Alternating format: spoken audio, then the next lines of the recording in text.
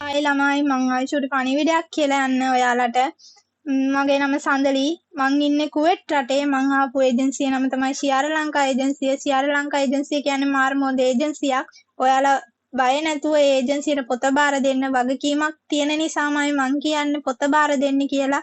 ඔයාලගේ හීන වෙනුවෙන්, ඔයාලගේ දරුවන්ගේ හීන වෙනුවෙන් ඔයාලා බය නැතුව ශියාර ලංකා ඒජන්සියට ඔයාලගේ පාස්පෝර්ට් එක බාර දෙන්න වගකීමක් තියෙන නිසාමයි මං කියන්නේ.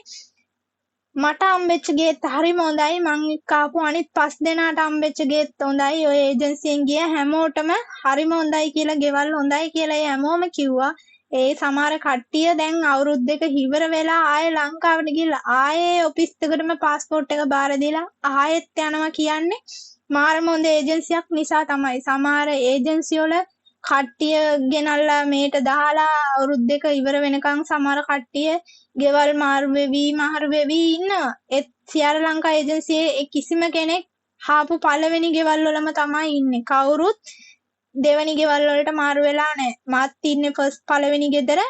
මං එක්ක ආපු අනිත් 5 දෙනාම ඉන්නෙත් පළවෙනි ගෙදරම තමයි. මං කියනවා වගකීමක් ඇතුව කියනවා ශියාර ලංකා ඒජන්සියට බාර දෙන්න. වගකීමක් තියෙන නිසාමයි මං කියන්නේ.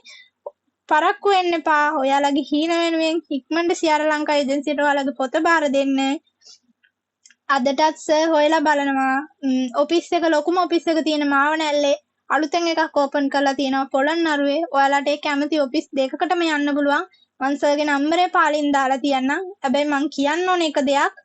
මං අදටත් සර් මගේ ඇස් දෙකට දැකලා නැහැ. දකින්නෙත් නැතුව මං සර් වෙනුවෙන් මෙච්චර ලොකු වීඩියෝ එකක් කරන්නේ සර් මට විශ්වාස නිසා. මට හම්බෙච්ච හොඳම ගේ මේක. මං හිතනවා වෙන ඒජන්සියකින් අපි ගැන ඔයලා බලන්න එකක් නැහැ කියලා.